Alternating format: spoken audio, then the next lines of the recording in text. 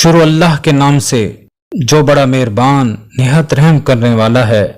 इन्हें पस्त कर देगा और उन पर तुम्हारी मदद कर देगा और मोमिन कौम के सीने में शिफा डाल देगा और इनके दिलों पर गुस्सा दूर कर देगा और तुम्हारे रब की तरफ से तुम्हारे पास नसीहत और सीनों की बीमारियों की शिफा और हिदायत और रहमत आ गई है जो अहले ईमान के लिए है।